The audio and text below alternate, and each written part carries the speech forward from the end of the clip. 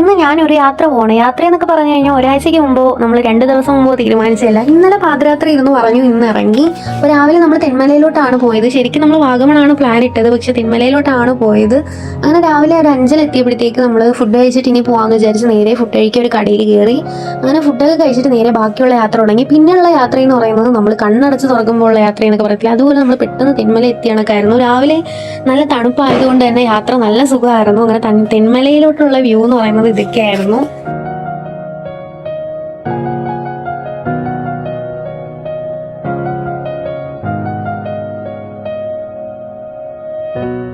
അങ്ങനെ നമ്മൾ തെന്മലയുടെ ഒരു സൈഡ് എത്തിയപ്പോൾ വണ്ടി നിർത്തി. എന്നിട്ട് ഇനി എവിടെ പോകാമെന്ന് ആലോചിച്ചു. അങ്ങനെ പാലരുവിയാണ് നമ്മൾ ആദ്യം സെലക്ട് ചെയ്തത്. പാലരുവിയെ കുറിച്ച് പറഞ്ഞു കഴിഞ്ഞാൽ ഞാൻ പണ്ട് സ്കൂളിൽ നിന്ന് ട്രിപ്പ് വന്നൊരു സ്ഥലമാണ്. അതുകൊണ്ട് തന്നെ എനിക്ക് തെന്മലയിൽ വന്നു കഴിഞ്ഞാൽ, അതായത് തെന്മലയെക്കുറിച്ച് പറഞ്ഞു കഴിഞ്ഞാൽ എനിക്ക് അറിയാവുന്ന ഏക സ്ഥലം പാലരുവിയാണ്.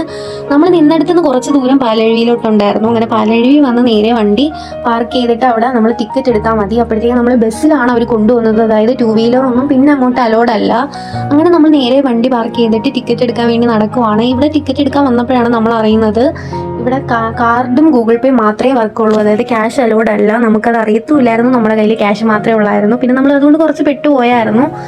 അങ്ങനെ അതുകൊണ്ട് ഇനി വരുന്നവർ അത് ശ്രദ്ധിക്കാൻ മാക്സിമം നോക്കുക. അപ്പോൾ നമുക്ക് 4 പേർക്ക് 330 രൂപയാണ് ആയത്. എന്നിട്ട് നേരെ ആ ടിക്കറ്റും കൊണ്ട് നമ്മൾ താഴെ വരുമ്പോഴത്തേക്ക് നമ്മൾ ബസ് കാത്ത് നിന്നാൽ മതി. അപ്പോഴത്തേക്ക് നമ്മളെ വിളിക്കാൻ ബസ്സൊക്കെ വരുമായിരുന്നു. അങ്ങനെ നമ്മൾ നേരെ ബസ്സിൽ കയറി. ഇനിയുള്ള വീഡിയോ അടുത്ത പാർട്ടായിട്ടായിരിക്കും ഇടുന്നത്. അപ്പോൾ എൻ്റെ ചാനൽ ആദ്യമായിട്ട് കാണുന്നവരാണെങ്കിൽ please subscribe, like, share, comment and support. അപ്പം ഹാപ്പി ന്യൂ ഇയർ. അത്രയേ ഉള്ളൂ. ബൈ.